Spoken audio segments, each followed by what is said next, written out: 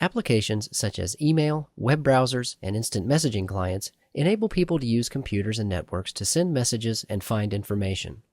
Data from each of these applications is packaged, transported, and delivered to the appropriate destination device.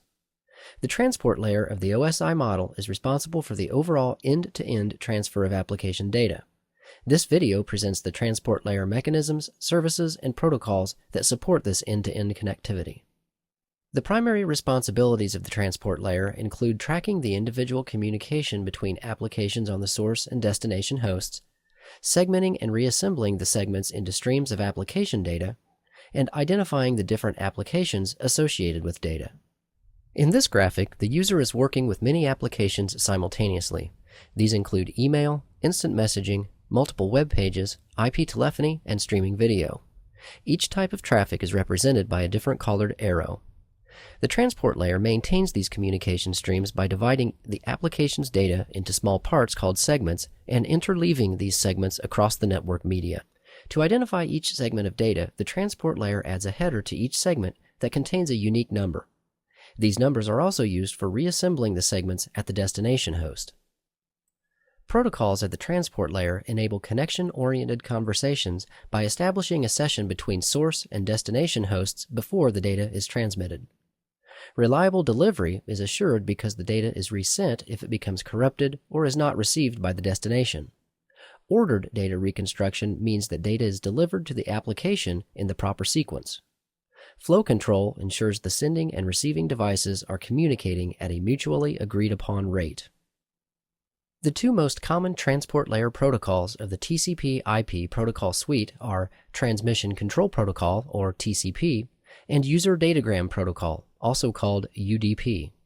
Data such as email and web pages require that all of the data sent arrive at the destination in order to be useful. Any missing data could cause a corrupt communication that is either incomplete or unreadable. Therefore, these applications must use a transport layer protocol that is reliable, as is TCP. Other applications such as IP telephony and streaming video are more tolerant of the loss of small amounts of data. For example, if one or two segments of a video stream fail to arrive, it would only create a momentary disruption in the stream. This may appear as a distortion in the image, but may not even be noticeable to the user. These applications must use a transport layer protocol that has low overhead and is fast, as is UDP. Let's look at how a TCP conversation is established. TCP is a connection-oriented protocol, which means that when two hosts communicate, a connection is established using a three-way handshake before data is transmitted. First, the initiating client sends a TCP segment containing an initial sequence value, which serves as a request to begin a communication session with the destination host. Next, the destination responds with a segment containing an acknowledgement value equal to the received sequence value plus 1. This acknowledgement value enables the source client to tie the response back to the original segment that it sent to the destination. At the same time, the destination sends its own synchronization sequence value. Finally, the initiating client responds with an acknowledgement value that is equal to the sequence value it received plus 1. After this process of connection establishment, data can be sent. After the communication is completed, the sessions are closed and the connection is terminated. TCP is a reliable transport protocol. This seems like a good thing, but the overhead included in TCP makes it a poor choice for applications such as IP telephony and video, which require near real-time delivery of packets. UDP is a simple protocol that provides only basic transport layer functionality.